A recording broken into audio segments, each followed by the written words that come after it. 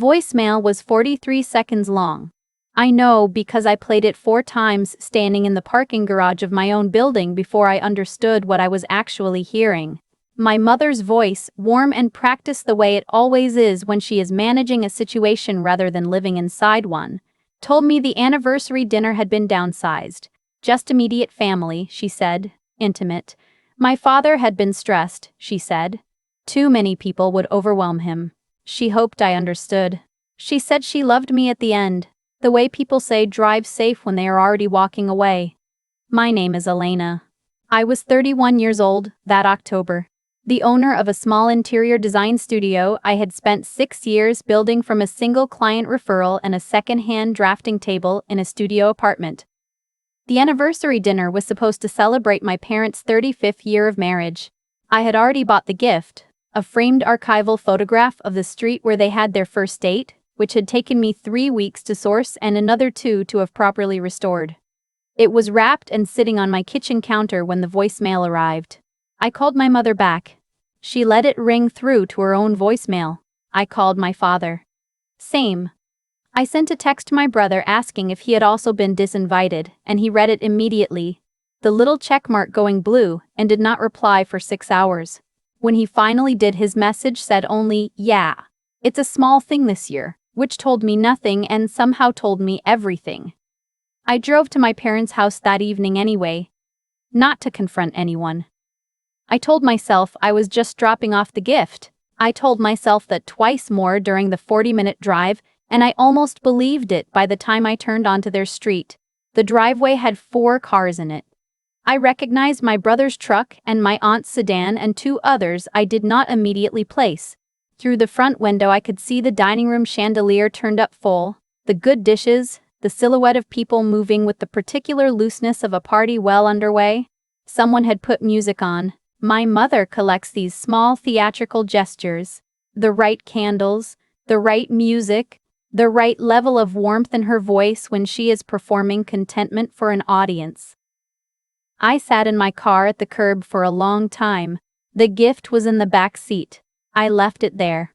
My fiancé Marcus called while I was sitting there. He is a financial investigator, the quiet, methodical kind who wears the same expression whether he is eating breakfast or deposing a CFO, and he had been trying to reach me for 2 hours. When I answered, he did not say hello. He said, "I need you to come home before you do anything." His voice had the particular quality it gets when something is genuinely wrong rather than just complicated. I asked him what he meant. He told me he had been looking at the studio's accounts. I want to be precise about what Marcus does because it matters to understanding what he found. He is not an accountant in the conventional sense.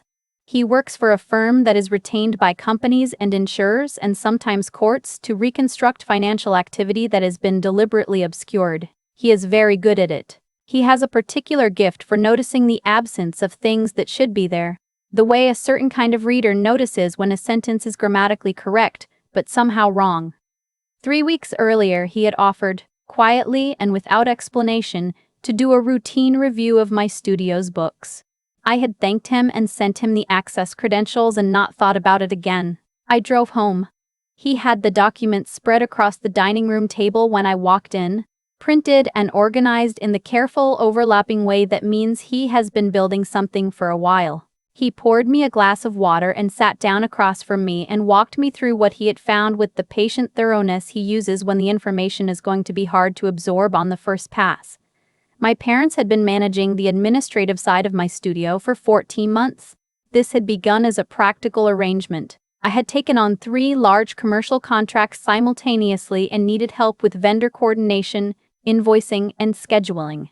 My mother had a background in office management. My father had time. It had felt, when we arranged it, like the kind of thing families do for each other when circumstances align. Marcus showed me the vendor files first. My studio works with a rotating roster of suppliers, furniture manufacturers, lighting distributors, specialty hardware vendors, custom mill workshops. Over the 14 months my parents had been managing operations, 7 new vendors had been added to the approved payment list. Marcus had run verification on all 7. 3 of them had addresses that corresponded to vacant commercial properties. 2 had phone numbers that rang to voicemail recordings that had been set up and never maintained. One had a business registration in a state where my studio had never done a single project. The seventh was the most carefully constructed of the group.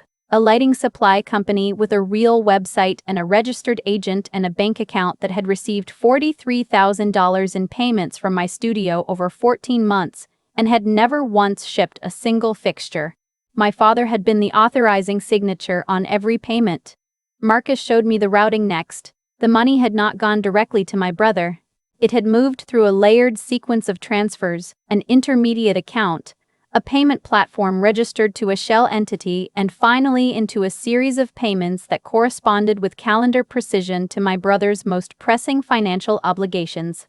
My brother had been carrying significant debt for several years, not quietly, not privately. He had borrowed from people who sent demand letters and from people who called at hours designed to cause maximum distress.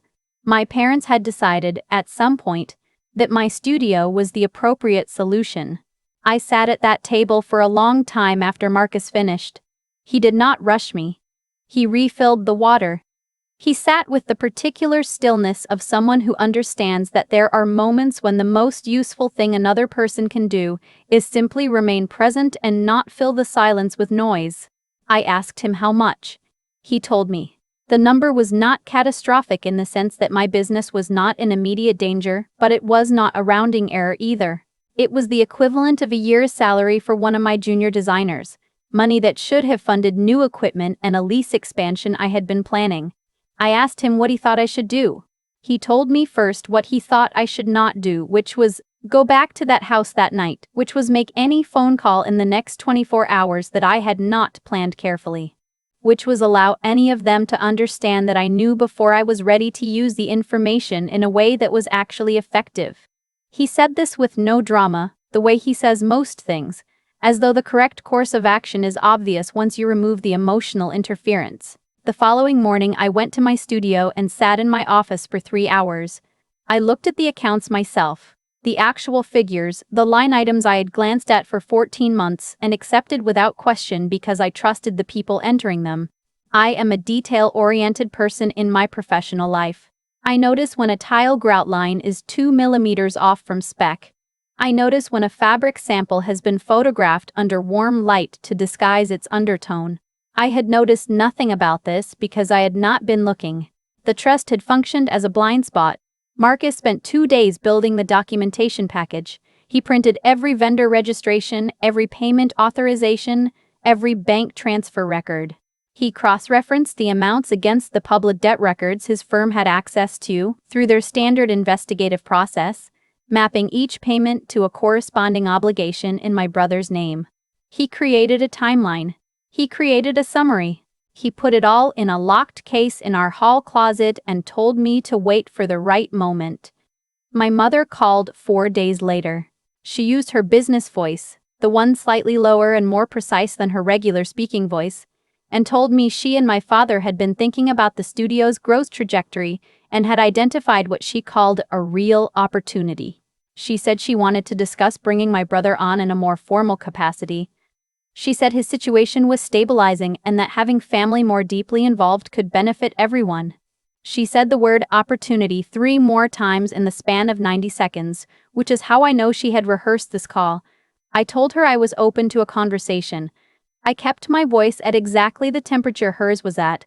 I told her I had been thinking about the studio's future as well. I suggested lunch at the end of the following week. I want to be honest about what I felt during those days. It was not anger exactly. Anger has a heat to it, a direction, a need for release. What I felt was more like the experience of recognizing that a room you thought you knew has been built on a different foundation than you believed. The fraud was the most recent and most concrete thing. But it was not, when I examined it honestly, the first time my usefulness to my family had been considered more carefully than my existence as a separate person. There was a pattern to it, the way my studio had been spoken about at family gatherings, as a resource, a lucky break, something that had worked out, never quite as something I had built through specific decisions and sustained effort. The way my brother's difficulties had always quietly become everyone's problem without ever being named as his problem. The way my parents managed information, releasing it selectively, directing attention, maintaining the impression of warmth while operating with a precision that warmth does not usually require. The lunch was at a restaurant near the waterfront. I arrived first and sat with my back to the wall where I could see the entrance. They came in together. My mother with her good coat, my father with the careful posture of someone who has been coached. They ordered coffee and sat across from me, and my mother did most of the talking for the first several minutes, moving through a prepared sequence about family investment and long-term vision and my brother's potential contributions. My father smiled at appropriate intervals. He had the expression of a man who has agreed to deliver a message he did not entirely write. When my mother finished her opening, I let a moment pass and then asked, very simply, whether she could walk me through the payments to a vendor called Coastal Source Lighting. I said the name the same way I would ask about a fabric supplier. Conversational. Curious. My mother's composure held for about 3 seconds. I watched the calculation happen behind her eyes, the rapid inventory of how much I knew and what angle I was coming from. Then she glanced at my father and he stopped smiling. They tried several versions of an explanation, a system error, a misclassification, a temporary arrangement that had been intended to be disclosed. My mother's voice climbed steadily as each version failed to get purchase. My father said I had never understood the sacrifices they had made. My mother said I was being cold, that I had always defaulted to coldness when the family needed warmth. My father pushed his coffee away and told me I would not have the studio at all without the support they had provided. I let them finish. Then I picked up my bag and said I would need some time to process the conversation. I said it the same way you would end a business meeting that had not gone anywhere. I left them at the table with their untouched coffee and the particular expression of people who had rehearsed the wrong version of events. I called Marcus from the parking lot. He asked how it went. I told him. He was quiet for a moment and then said good, which meant the next part could begin. The next part had been his idea partly. I had been planning to go directly to a civil filing. He was the one who suggested waiting 3 more weeks.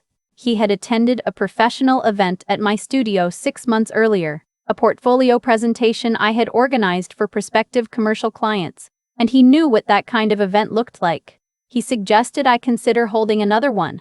He did not have to say more than that.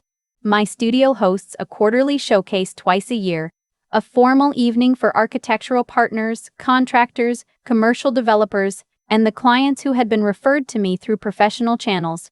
It is the event through which most of my significant contracts have originated. I had been planning the fall showcase for 2 months. The venue was confirmed. The guest list was set. Marcus suggested I add 3 more names to it. I called my mother that evening. I told her I had been too reactive at lunch. I told her I wanted to make things right. I said I had been stressed about the business and had taken it out on the wrong people, which was not entirely untrue in the sense that the stress was real even if its direction had not been misplaced. I invited her and my father and my brother to the showcase as my guests. I said I wanted them there, that it would mean something to me to have my family present at a professional event that represented what I had built. My mother's voice softened so completely and so quickly that it almost moved me. The way certain kinds of grief almost move you even when you understand exactly what is generating them. She said, of course. She said she had always believed in what I was doing. She said my father would be so proud. The evening of the showcase, my family arrived 20 minutes early, which they had never once done for anything in my life. My brother was wearing a new jacket. My mother had her hair done. My father moved through the room with a proprietorial ease, introducing himself to my contractor partners and my materials vendors with the particular warmth of someone who considers themselves an insider. I watched from near the bar and kept my expression open and welcoming, and I spoke to everyone who approached me, and I did not look at my family more than I needed to. Marcus was at the back of the room. He had coordinated with my studio manager, Priya, on the technical setup. Priya is 27 years old and has the specific quality of competence that reads as calm in almost every situation. She had confirmed the display screen 3 times that afternoon and had tested the transition sequence twice. She nodded at me from across the room at 8:15. I took the small wireless microphone from the event table and waited for the room to reach a natural pause in its conversations. These things have their own rhythm. I have hosted enough of them to know when attention is available. I thanked the room for being there. I said something brief about what the studio meant to me. The 6 years, the specific clients in the room who had believed in the work early, the partners who had made projects possible. It was genuine because it was all true. Then I said I wanted to acknowledge the people who had been closest to the studio's operations over the past year and a half. I said I had recently completed a full financial audit of the studio's vendor accounts. I said the audit had turned up some information I wanted to share with the people in this room who had a professional and financial stake in the studio's integrity. I nodded to Priya. The screen behind me came up with the first document. It was the vendor registration for Coastal Source Lighting, the address, the registration date, the absence of any physical presence at the listed location. The next slide showed the payment authorization records, my father's signature on each one, the amounts, the dates spanning 14 months. The third slide was the routing map Marcus had built, the intermediate account, the payment platform, the final destination and my brother's creditor payments. The fourth slide was a summary table, clean, labeled, the kind of document that does not require explanation because it has been constructed to be self-explanatory. The room was quiet in the way that rooms get quiet when the air pressure changes. My mother made a sound I do not have a precise word for. My father said my name once, sharply, as though I had done something clumsy. My brother stood very still near the window with the expression of someone calculating rapidly. My mother's hand went to the back of a chair. My father said something to her in a low voice, and she shook her head and said something back. And neither of them looked at the screen again. They did not make a scene. That is the thing I had understood correctly about my family.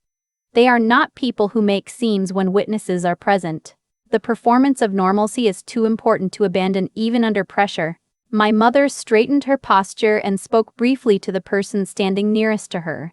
Something social and deflecting, and then she moved toward the exit with the controlled pace of someone who has decided that leaving is the only available option. My father followed. My brother left without speaking to anyone, moving quickly through the side door with his head down, the new jacket suddenly looking like something borrowed for an occasion that had not gone as planned. The room held its quiet for another moment, and then, slowly, the conversations resumed. Priya came to stand beside me. She did not say anything. She handed me a glass of water and that was sufficient. Marcus was at my side within 2 minutes. He put his hand briefly on my shoulder and then stepped back to give me room to speak to the partners who were beginning to approach with the careful questions of people who want to understand what they just witnessed. I answered every question honestly. I told them an audit had revealed financial irregularities. I told them the matter was being referred to legal counsel. I told them the studio's accounts were fully secure and that the vendors in question had been removed from the approved payment list.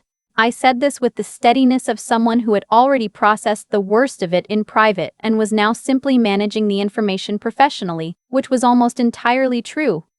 The civil filing went in 11 days later.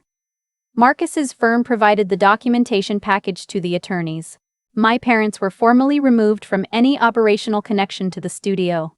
The funds that were recoverable were recovered through the legal process, which was slower and less satisfying than it sounds but was ultimately effective. My brother did not contact me directly for 6 weeks, and when he finally did it was through a letter from his own attorney, which I forwarded to mine. My closest friend Deanna came over the night after the showcase. She brought food and did not ask how I was doing in a way that required me to perform wellness. She sat on my kitchen floor with me, and we ate takeout containers, and she told me about a completely unrelated problem she was having with her landlord for 45 minutes. And it was exactly the right thing. She has a gift for understanding when a person needs to be temporarily removed from the center of their own story. That is the kind of friend worth building a life near. The legal process took several months. During that time, my parents attempted contact through 3 different family members, each of whom had been given an incomplete and strategically edited version of events. I responded to each of them with the same brief message. I was aware of the situation, the matter was with my attorneys, and I wished everyone well. I changed my personal phone number. I did not change the studio's main line, because the studio did not belong to that particular chapter of my life in the same way I did. In the spring, I signed a lease on the studio expansion I had been planning before any of this began. The space had exposed concrete ceilings and north-facing windows, which is exactly the light you want for accurate color evaluation. Priya and I spent a weekend arranging the new workstations. We ordered lunch and argued pleasantly about tile samples, and it was the most ordinary afternoon I had experienced in months, and I was grateful for it in a specific and uncomplicated way. I want to say something about my brother, not to rehabilitate him or to dismiss what he participated in, but because I have thought about it enough that the thinking deserves a sentence. He did not construct the mechanism, he allowed it to operate on his behalf, which is its own category of wrong but is also a different shape of wrong than my father's. He had been drowning for years in the specific way that people drown when they have always been caught before they hit the water, and have therefore never learned to swim. The rescue my parents designed for him using my studio was not an act of love so much as an act of habit. I am not sure he understood that the money was stolen. I am not sure that changes very much, but I have found it useful to hold those two things separately. Marcus and I got married the following June in a small ceremony at a vineyard 2 hours outside the city. 22 people. My dress was the color of old linen. His sister gave a speech that made several people cry and made Marcus look at the middle distance the way he does when he is experiencing something he is not prepared a response for. It was the best afternoon of my life so far, which I say not as a conclusion but as a current measurement because I intend to keep updating it. There is a framed photograph on the wall of my studio now, not the one I bought for my parents' anniversary, which I returned to its source, but a photograph I took myself of the original studio space. The second-hand drafting table, the single window with the inadequate southern light, the shelf of material samples that did not yet have a system. I look at it sometimes when I am in the middle of something difficult and need to remember that the beginning of a thing does not determine its shape. What I understand now, more precisely than I did before, is that the people who took from me were not operating out of malice in any theatrical sense. They were operating out of a long-established assumption that my capacity, my competence, my willingness to absorb difficulty was a resource available to the family rather than an expression of a person who had built something that belonged to herself. The accounting fraud was the most quantifiable version of that assumption. But the assumption had a much longer history. I built the studio to make things. To take a space that was one thing and make it become another, more considered thing. I did not build it to be anyone's solution. The distinction between those two purposes sounds simple. Living inside it for the first time, fully and without negotiation, has turned out to be the most significant thing I have done in any room I have ever designed. Have you ever been the capable one in your family, the one people point to when they need something solved, and asked yourself honestly whether the people pointing have ever thought of you as anything other than the answer to their question?